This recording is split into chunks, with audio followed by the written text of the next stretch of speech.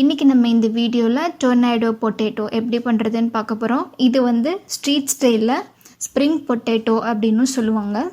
இந்த ரெசிபி வந்து நம்ம கம்யூனிட்டி டேப்பில் ஒரு ஓட்டிங் வச்சுருந்தோம். இதில் வந்து மோஸ்ட் ரிக்வெஸ்டட் வீடியோவாக இந்த டொர்னாடோ ரெசிபி தான் வந்திருக்கு. இந்த வீடியோ ஓட் பண்ண எல்லாருக்குமான ரெசிபி தான்.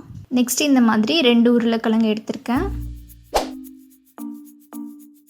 இந்த மாதிரி ஒரு கபாப் ஸ்டிக் வந்து நமக்கு தேவைப்படும். உங்ககிட்ட வந்து எந்த மாதிரி ஸ்டிக் இருந்தாலும் அதை நீங்கள் யூஸ் பண்ணிக்கலாம். இந்த குச்சியை நம்ம லைட்டாக சுற்றி உள்ளே விடும்போது ஈஸியாகவே நமக்கு அந்த குச்சி உள்ளே போயிடும்.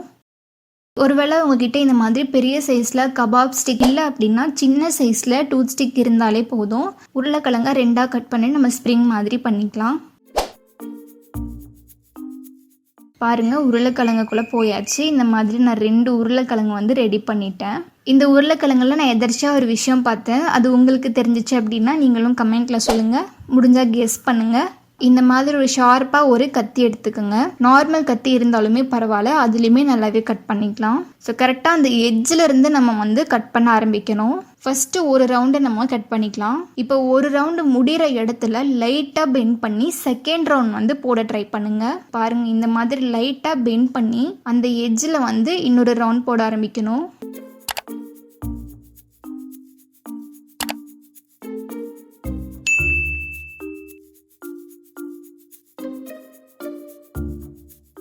ஸோ இப்படியே வந்து ரவுண்டாக கட் பண்ணிகிட்டே இருக்கணும்.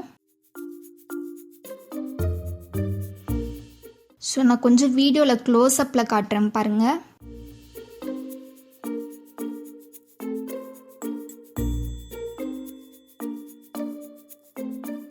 லைட்டாக இந்த மாதிரி பெண்ட் பண்ணி நம்ம ரவுண்டாக கட் பண்ணணும். இது ரொம்ப ஈஸி தான். நான் வீடியோவுக்காக கையிலே வச்சு கட் பண்ணி காட்டுறேன். நீங்கள் வந்து நார்மலாக ஒரு பிளேட்டில் கூட வச்சுட்டு அழகாக ரவுண்டாக கட் பண்ணிக்கலாம். நம்ம சேனலில் சின்ன குட்டீஸ் கூட இந்த வீடியோஸ்லாம் பார்க்குறீங்க. வீட்டில் வந்து பெரியவங்க இல்லாமல் யாருமே தனியாக இந்த மாதிரி கட் பண்ண ட்ரை பண்ண வேண்டாம். எனக்கு வந்து ஆன்லைனில் ஸ்ப்ரிங் பொட்டேட்டோ கட்டர் கிடச்சிச்சு அப்படின்னா நான் லிங்க் வந்து டிஸ்கிரிப்ஷனில் கொடுக்குறேன். அடுத்து இதுதான் மெயின் ஸ்டேஜு. நம்ம கட் பண்ணின பிறகு அழகாக கை வச்சு இந்த மாதிரி ஓப்பன் பண்ணாலே நமக்கு சூப்பராக ஸ்ப்ரிங் மாதிரி கிடச்சிரும். இந்த உருளைக்கிழங்கு வந்து நம்ம தோலோட போட்டால் தான் நமக்கு சாப்பிட்றதுக்கு நல்லா கிறிஸ்பியாக இருக்கும். ஒருவேளை உங்களுக்கு உருளைக்கிழங்கு தோல் வேணாம் அப்படின்னா அதை நீங்கள் ரிமூவ் பண்ணி விட்டுடலாம். ஸோ இந்த மாதிரி நல்லா இழுத்து விட்டுட்டு ஸ்ப்ரிங் மாதிரி பண்ணிக்கணும். இப்போ ஒரு உருளைக்கிழங்கு ரெடி ஆகிடுச்சு. நான் இன்னொன்று கட் பண்ணி காட்டுறேன் பாருங்கள். ஸோ ஸ்டார்டிங்கில் நம்ம கரெக்டாக கட் பண்ணிட்டோன்னா அப்படியே நெக்ஸ்ட்டு ரவுண்டாக பண்ணும்போது ரொம்ப ஈஸியாக வந்துடும் கட் பண்ணுறதுக்கு. ஸோ இந்த மாதிரி அழகாக குட்டீஸ்க்கெல்லாம் ஏதாச்சும் டிஃப்ரெண்ட்டாக பண்ணி கொடுத்தோம் அப்படின்னா அவங்களும் ரொம்ப லைக் பண்ணி சாப்பிடுவாங்க. ஸோ லைட்டாக அந்த இடத்துல மட்டும் பெண்ட் பண்ணி நம்ம கட் பண்ணாலே அழகாக ரவுண்டாக பண்ணிக்கலாம். ஒருவேளை உங்களுக்கு பெரிய சைஸில் நீளமாக இருக்கிற உருளைக்கிழங்கு கிடைச்சா கூட அதை நீங்கள் யூஸ் பண்ணிக்கலாம். அது ரொம்பவே சூப்பராக கொஞ்சம் பெரிய ஸ்ப்ரிங் பொட்டேட்டோ வந்து நமக்கு கிடைக்கும்.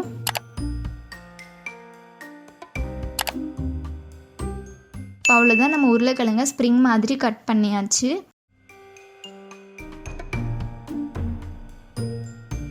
நெக்ஸ்ட்டு உருளைக்கிழங்கு வந்து நம்ம கோட் பண்ணுறதுக்கு ஒரு சின்ன பேட்டர் ரெடி பண்ணிக்கலாம். ஒரு 2 டேபிள் ஸ்பூன் மைதா மாவு, கொஞ்சமாக காஷ்மீரி மிளகாய் தூள் நான் ஆட் பண்ணிக்கிறேன். அதுலேயே கொஞ்சமாக உப்பு, அடுத்து அதுலேயே கொஞ்சமாக கரம் மசாலா, கொஞ்சமாக பெப்பர். இப்போ லைட்டாக தண்ணி ஆட் பண்ணிக்கணும்.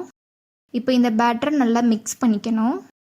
ஒருவேளை நீங்கள் 4-5 ஸ்ப்ரிங் பொட்டேட்டோஸ்லாம் பண்ணுற மாதிரி இருந்துச்சு அப்படின்னா நான் வந்து இன்க்ரீடியண்ட்டுடைய மெஷர்மெண்ட் எதுவுமே சொல்லலை. உங்களுக்கு ஏற்ற மாதிரி நீங்களே பார்த்து போட்டுக்கலாம். இதுலேயே வந்து உங்களுக்கு சாட் மசாலாலாம் இருந்தால் கூட நீங்கள் இதுலேயே ஆட் பண்ணிக்கலாம். ஆனால் இந்தளவுக்கு ஆட் பண்ணாலே டேஸ்ட் வைஸ் ரொம்பவே சூப்பராக இருக்கும்.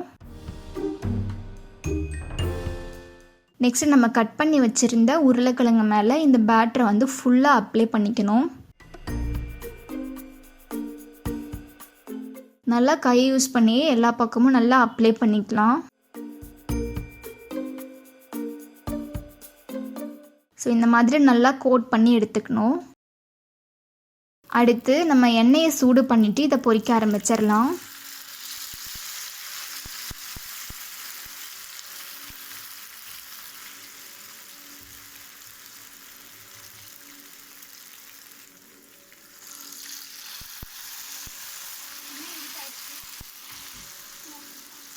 நீங்கள் ஆயில் வந்து நிறைய ஆட் பண்ணிட்டு கூட பொரிச்சிங்க அப்படின்னா நல்லா கலரு சேஞ்ச் ஆகாமல் yellowish கலரில் சூப்பரான ஸ்ப்ரிங் பொட்டேட்டோ நமக்கு கிடைக்கும். அப்படி இல்லைனாலும் பரவாயில்ல, இந்த மாதிரி கொஞ்சமாக எண்ணெய் ஆட் பண்ணி நம்ம திருப்பி திருப்பி கூட போட்டுக்கலாம். நல்லா பொரிஞ்ச பிறகு இந்த மாதிரி திருப்பி விட்டுறணும்.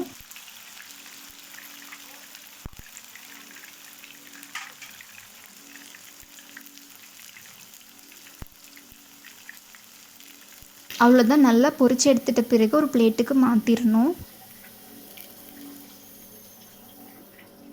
பாருங்கள், ரொம்பவே சூப்பரான ஸ்ப்ரிங் பொட்டேட்டோ ரெடியாகி வந்துருச்சு. இதுக்கு மேலே இன்னும் கொஞ்சம் டேஸ்ட்டுக்காக நான் மயோனஸ் ஆட் பண்ணிக்கிறேன். இந்த மயோனஸ் வந்து நம்ம வீட்டிலேயே பண்ண ரெசிபி தான். நான் நெக்ஸ்ட் வீடியோவில் வந்து இந்த மயோனஸ் ரெசிபியை அப்லோட் பண்ணுறேன்.